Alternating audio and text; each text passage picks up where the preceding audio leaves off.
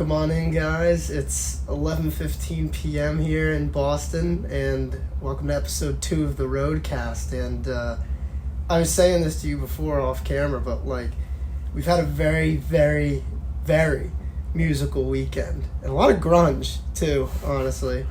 Like, so we got the Newbury Comic Store, which you guys will. Well, you won't see the store, but you'll see what I got from the store in the vlog. But, like, there's so much cool stuff there. And then, obviously, like, today, which is why we're filming so late, we just saw Pearl Jam at Fenway Park. I got the tour shirt on. That's pretty sick. Look at this. Look at this. Oh, yeah. I hope there... I think there's stuff on the back, right? I didn't really look. Oh, yeah. Okay, yeah. It's the cities. Yeah, but... we saw them at Fenway. That was pretty sick. I mean, I liked it. Even though we had, like, the production thing in front of us, I thought it was cool that we had, like, a straight view of them pretty much, which was kind of cool. But, yeah, I mean, that was your first concert along with my first concert. What did you think of that whole experience? Yeah, I mean, the obstructed view, I felt it, but, so I guess for next time, like, next live event, yeah, we didn't read the better. Tickets. Fine. We didn't read the fine print. But it sounded super loud, and I like that. So yeah, you could really feel the music there, which is kind of crazy. Like, I mean, especially Pearl Jam too. Like, they have so many just straight powerful songs. Like, I mean, you were singing Even Flow basically the whole walk back, and I think I was singing Rearview Mirror the whole way back and during the show, as you guys will see in the vlog. But I mean, dude, Eddie Vedder, like, it wasn't even just like about him. Like, Eddie Vedder was awesome live, but like even Mike McCready on the guitar too. Like, some of the solos that he was hitting, and then like he played the national anthem too at the very end, which was really sick. But like, I think was it during Even Flow when he was playing backwards on, like, he had like the guitar over his shoulder and he was playing this one. I would have to watch back, but I think it was Even Flow. But that national anthem transition was sick. Yeah, I wasn't expecting that. I wasn't expecting like the whole last set because like they did one. They did a few songs at the end there, and then they were like, Boston, you guys have been great. Good night, thank you. And then Eddie Vedder just goes like, one more? And everybody, yes, please, one more. So that was really cool. And then he did Yellow Ledbetter, which is like, I've talked about this song with a few people, and I think most recently my buddy Matt, shout out, and I think we've probably both heard the song over like 1,000 times, and we still can't tell what the hell the guy is saying in the song. I'm pretty sure he doesn't know it's half the words either. I don't know if they're all, because he's talked about it, like how they made that song. Like, they had the guitar riff and everything, and they never really got like set lyrics for it, and it wasn't like on an album or anything. It was like the B-side of the single of Jeremy. So like, it was just kind of like almost not a throwaway song, because like the riff was really cool, but they had like no real plan for it, and they just were like, yeah, this sounds cool, we'll put it on there, and then like everybody really likes it, and obviously they ended with that, and then the national anthem right after, which, like you said, that was like a crazy transition. Just like, what a show, honestly. I mean, for a first concert, everybody was telling me like beforehand that Pearl Jam would be crazy, and definitely was. And like we were talking about this, it's kind of crazy too, like they're really like the last of the grunge bands that's really still out there, because like, Nirvana, obviously Kurt Cobain, 1994, that whole thing, and he ended the band pretty much himself, which sucks. Then like Alice in Chains, similar type of thing, Lane Staley, and then Chris Cornell, obviously, in like 2017, that was a cool thing too, that he did the little tribute to him in the middle of the show. That was really sick that Eddie Vedder did that. But like, I don't know, like, what do you think? Like, I kind of feel like it's almost like a privilege that like we actually got to like see someone, or like a bunch of them, like, because the whole band, like, it's just crazy that we got to see them live. Like, they're in the Rock and Roll Hall of Fame, and like I said, they're like the last of the genre that's really still there. Yeah, I don't know. I think I would have to go see some other bands live at some point. Yeah. And then maybe do like a comparison of sorts. Oh, for but, sure.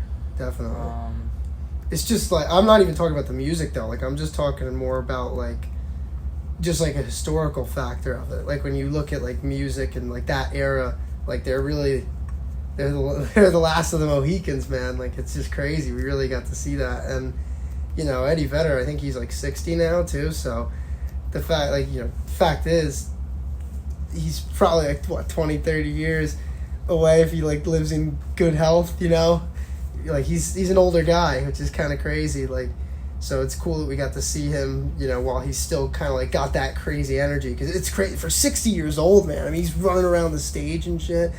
That was just crazy. Like there was so much energy there, and I liked how everybody just seemed to have like such a like together vibe. And you know, obviously, like I said, I've never been to a concert, so I'm sure they're all like that, but I thought that one was really cool. Like everybody already had like Pearl Jam. I almost felt left out when we got there because I was just wearing like this black shirt that I have under with the jeans, and I see everybody already wearing like Pearl Jam t-shirts. I'm like, shit, what do we miss? It's like they all went to the two people. I don't know if you caught this. So we were sitting in the middle of like two different couples, like one old couple and then like one younger one, and I think they were like at the same show in Chicago when they were at like Wrigley Field, and I'm like, and we were just like stuck in the middle between them. We were like, damn, that's crazy. Like there's like a whole, you know, they follow this stuff, which is nuts. I mean, we pretty much were just going because it just happened to be in town when we were in town, so that's honestly really cool. Yeah, it's like coincidence kind of thing, so. Yeah, good fortune though. What would you, out of all like the grunge bands, you know, I don't mean like live, but in general, who would you say is like, not number one, but like your favorite? Nirvana, easily. Without a doubt. Fair enough. No. What's your favorite Nirvana song? There's no Pearl Jam or a lot of bands without Nirvana, so. I mean, they basically created the whole like alternative genre.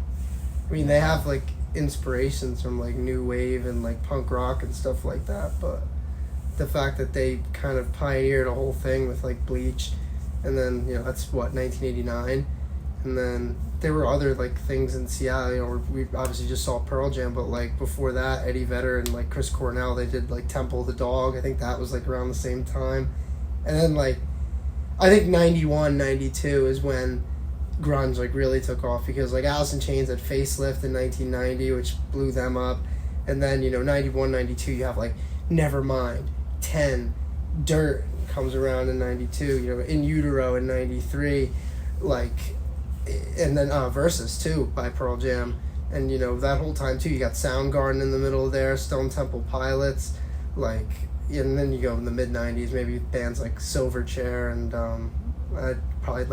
we talked about this, I think, Foo Fighters, I think I would call the first like post grunge, but it's a cool era. Like, I mean, you know me, man, I love rock, but to see like a band like that stands for like such an interesting era in music, that's like really a sick thing. So, and now like I gotta go back to the Dirty Jurors tomorrow, dude. I'm not looking forward to it. I want to stay here. This place is amazing. Yeah, great city, you know. I like this hotel, and more so how everything is kind of close by and within walking distance and stuff. So yeah. I mean, we just walked back from Fenway Park, which was like, that was a 2-mile walk. Like, it didn't feel like 2 miles because it was mostly flat anyway. So that was cool. Yeah, for those of you guys who don't know, the last time we were here for Combat FC, Combat FC, the venue that they fight at is in Wilmington, which is like maybe 20-ish minutes out of the city, and it's like closer to like the bottom of like New Hampshire. So we stayed near Wilmington, which was stupid because we only had to go to Wilmington, like to the arena once the whole time. So we ended up taking so many Ubers to Boston. I don't know about you, but my bank account definitely is still feeling the effects of that one. But, and then like, I mean, it was definitely better that we stayed in the city this time. It's kind of like, when we got the hotel, I didn't even, like, really even put much thought into this or whatnot. I just looked it up after but right before we came here, the day before we came here, typing in UFC gyms and stuff if there was any nearby, and just like literally the only one in the state is less than 2 miles away. So Oh, you didn't tell me that. It's the only one in the state? yeah, That's crazy. the only one. Tell people about It's what the you only were one telling me in- before, like with the vibe inside there and stuff. Yeah, so you go in and it's already got kind of like that old school, like vintage Fight Club kind of Boston feel to it, if you know what I mean. I plan on kind of getting like a little video tour of it when I'm gonna try and get up and before we leave tomorrow and get there again and kind of show it so you can include it in the vlog. But For sure. it's a nice mat and all of that. There's like a little cage as well too. There's plenty of bags and stuff. So, I mean, yeah, and there's fighters from Combat FC that train out of there and fight for Combat FC, and there's been UFC fighters to step in and train there a little bit and whatnot. One who just recently took a pretty big loss, Sugar Sean O'Malley. When Sean O'Malley won that title right before he lost it this past pay-per-view, well, before he won it, but he was training for the fight and he was there after hours.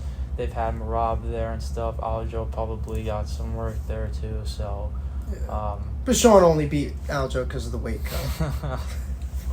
Delusional. That drove me nuts. I talked about it on the actual pod already, so I won't. Check out the 70th episode of her handbook. Yes. Also filmed here in our hotel room from Boston. Yeah. The new studio. That's right, yeah. Honestly, this is nicer than our normal studio in my kitchen. We need like a banner. If anybody wants to make us a banner, please. we're willing to like grab one. We definitely could use a nice backdrop.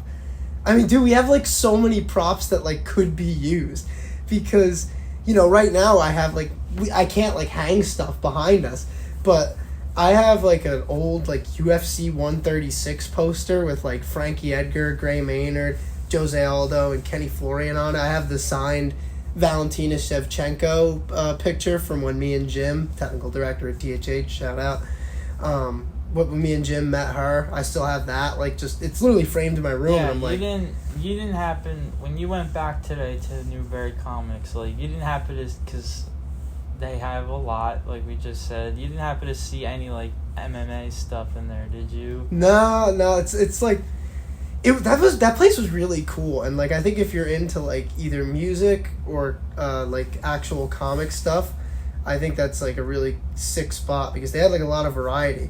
Their record collection. Anybody who knows me knows that I love my records, and I'm building my own collection. So to just go there and see the selection that they had was crazy, and I got. Dude, I'll literally like go grab them real quick. I mean, shit, dude, we're just talking. Let me. I'll show people. This is what I picked up today. This will be in the vlog anyway. So here we go. Got Grace by Jeff Buckley, and you see that, and you're probably gonna think, oh my god, like that's that's like soft music. Then you got the Deftones. You got Deftones, which is like the polar opposite. So. Got both of those. I'm excited to play those on the record player. And then, dude, like right when I get back to Jersey, this guy, like basically Flipside Records, shout out to them in Pompton Lakes. If you're around there, you should definitely check them out because that's a really cool store. But he ordered 2 Stone Temple Pilots albums, and I'm looking forward to picking those up big time. Purple. And also Core, so that'll be really fun. I'll have 4 new albums to play, which is sick. The collection's over like 60 now, dude. It's getting like it's getting serious. But so you have a record player and stuff too, right? Like how many records you got? I never really talked to you about it that much. I have about 10 records. Not bad. I haven't bought one in kind of a significant amount of time because I want a new record player. And I mean, my dad's a DJ and he probably still works in pretty good shape too, and probably sounds pretty good too, but he has one of those like legit classic record players Like a turntable type thing? Yeah. Turntable, yeah. That sounds sick. So, I want to do the same thing. We both are in the same boat. I'm gonna try to get that set up and start, and then get back to buying more vinyl. I mean, it's like, so cool, man. Like, people, I'll say this, like, I don't like when people buy them just to, like, let them collect dust. Like, at least, like, you have a record player, even if, like, you don't listen to them that much. Well, I play every record I get That's at least good. once. Yeah, that's as you should. Like, I don't know, like, this is just me, right? Like, if you're gonna buy it, like, and not listen to it, like, what's the point in having it? Like, I get that some people think it's cool, like, aesthetically, but, like, why? Like, there's literally no point. Like, just get a poster at that point if you're gonna, like, just hang it up to display it. That's my view with it. Maybe I'm a pretentious asshole, but I don't know. I mostly have hip-hop records, but there's a Nirvana record, there's some rock in there, there's some pop. I have so many random ones. Like, I mean, I have a lot of rock. At some point, I'm gonna get a metal record. Maybe it would be Metallica, but maybe also one of the probably like the more modern metal bands as well. And this, I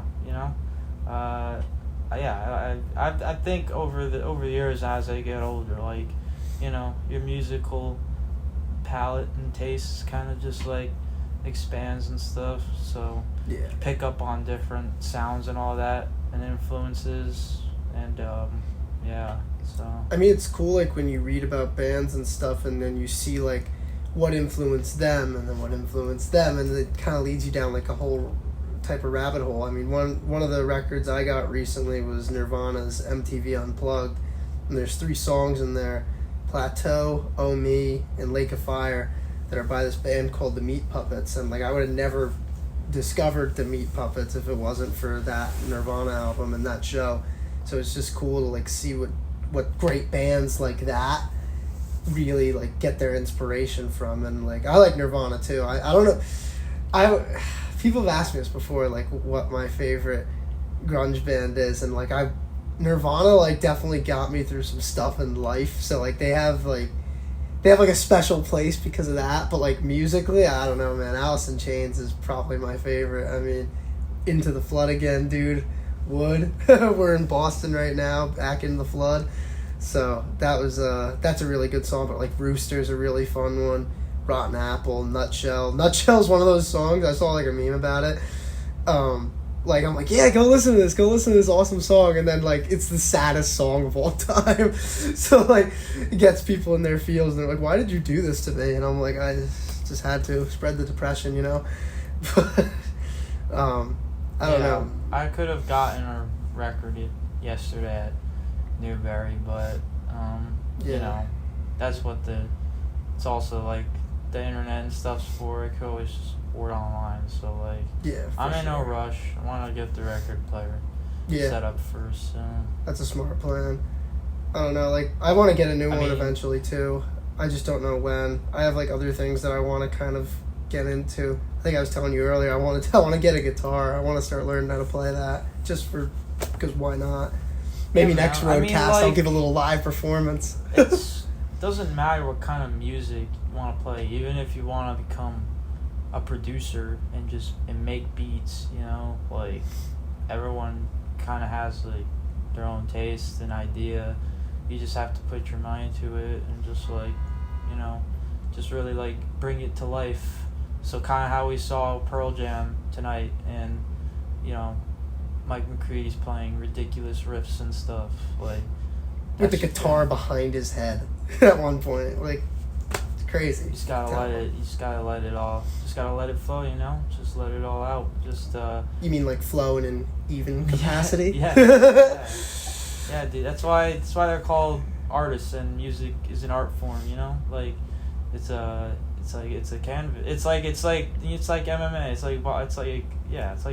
like boxing. Like, the ring, the octagon is the canvas, and those two guys go in there and paint it. So, that's what it is at the end of the day. Like, everyone's got an opinion pretty much. So, speaking of modern artists, in a sense, I don't know if you saw this today, but now we're gonna get shadow banned when I'm talking about this, but like Trump, he tweeted, or Truth Social, wherever the hell it is, he just in all caps goes, "I hate Taylor Swift," and I'm like, I mean, I kind of agree. That's a point that I could get behind. You know. Yeah. Well, in that case, we can't occupy the road. You can't occupy any part of the roadcast with Taylor Swift. No. We should get the Hurt Handbook on Truth Social. We'll take the Swifties, you know, kind of tuning into her content. I'll pass on that one. That's right. Go ahead. We'll take any viewers. We don't discriminate. Start a war in the comments and stuff, you know. Yeah, you might even get a response from us, aka me, fighting back. People, like, if we get Swifties in the comments, dude, imagine if the Swifties get mad at us. I don't think we have any Swiftie fans, if I'm being honest. I don't know if Taylor Swift fans and MMA fans have ever really crossed paths. If Taylor Swift were to date an MMA fighter, who would it be? That's so tough. I think, Gerald Meerschaert. That's my real pick. I swear to God, Gerald Meerschaert or Ben Askren. But Ben Askren's married. I don't know if Gerald's married either. But you're hearing this, people? What the hell? Gerald, who's your pick? If who's my pick? Were you say John Jones or something? No, not even close. You know, I'd probably say maybe like Stephen Thompson. That's actually not a bad pick. That's a really good pick. Yeah. Yeah. I actually might agree. You changed my mind. I agree with that.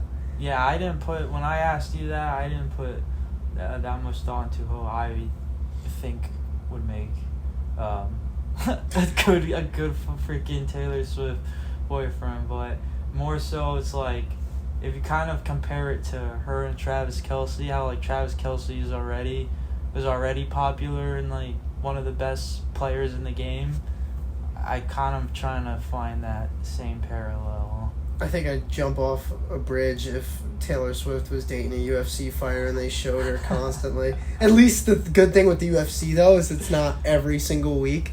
So like, if she like dated a fighter, we would only have to see her like 2 or 3 times a year. True, yeah. Maybe once if we're lucky and the fighter isn't, most likely. Because I think if a fighter's fighting once a year, most likely that fight didn't go too well. But imagine her dating Conor McGregor. That would probably produce a few new songs. I don't know, man. Oh my God. I mean, she's a good lyricist. Like, I'm messing around, and I don't personally like her music at all. Just to make that one clear.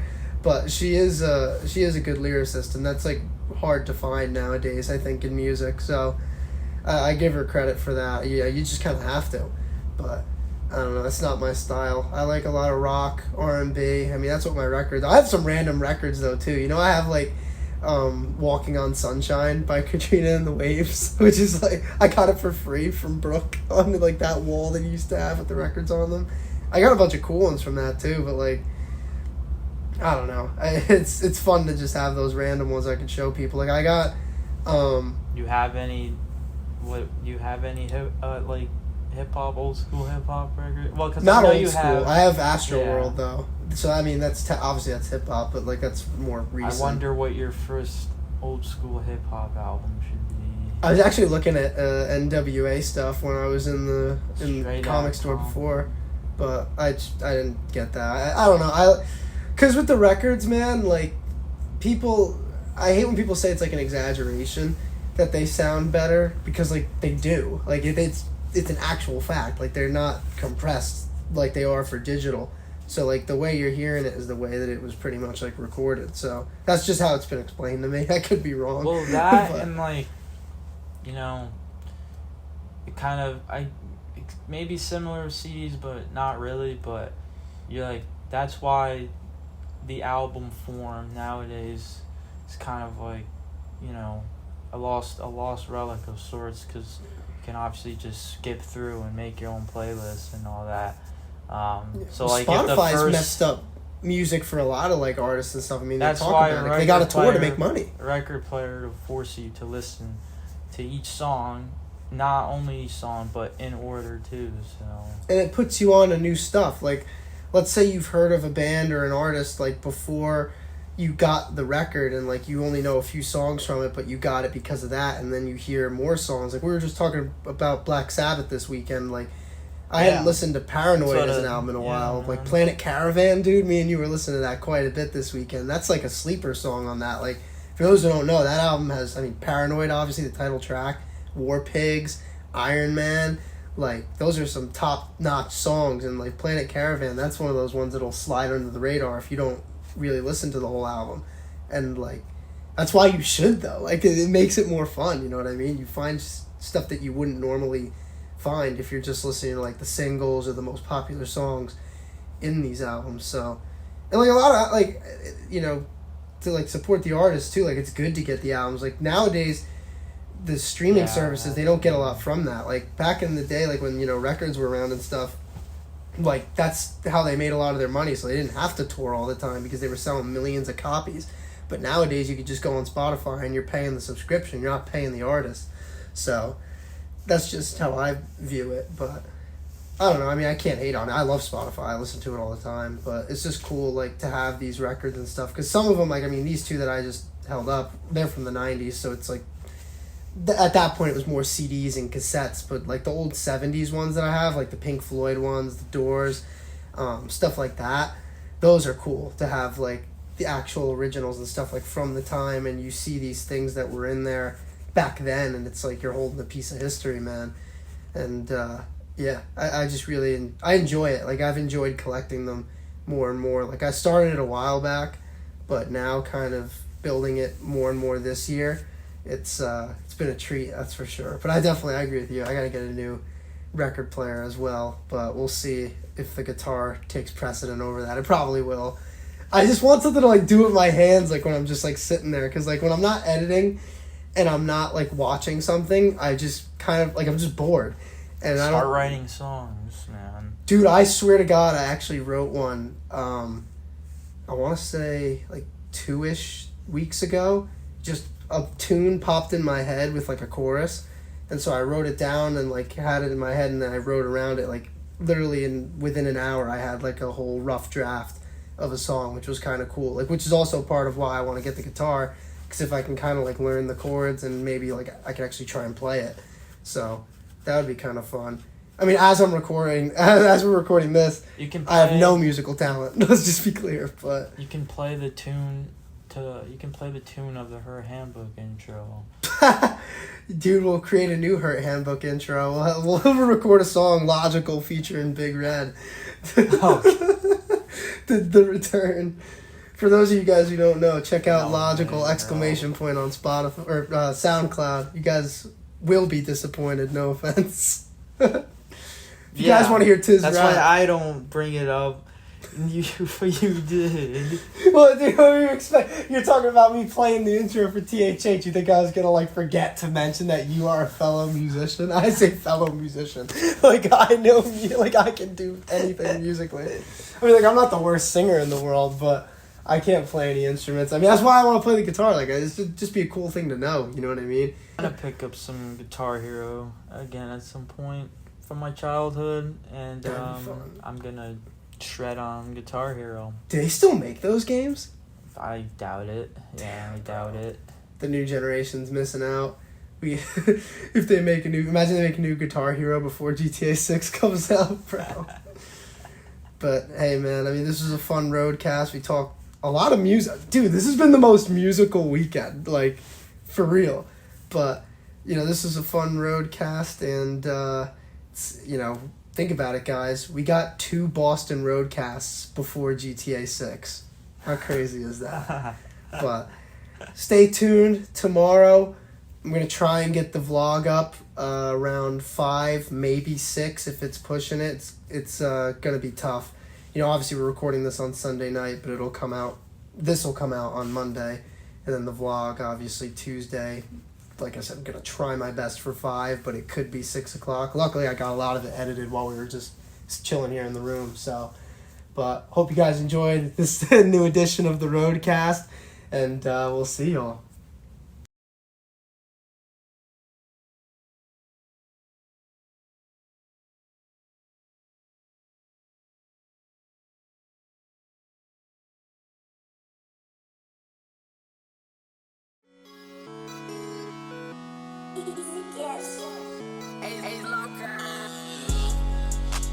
Feel just like a superstar. Doing all these drugs, I don't think I'm gon' see tomorrow. Living fast, brand new dash up in a foreign car. It's the type of shit that you be doing when you going hard.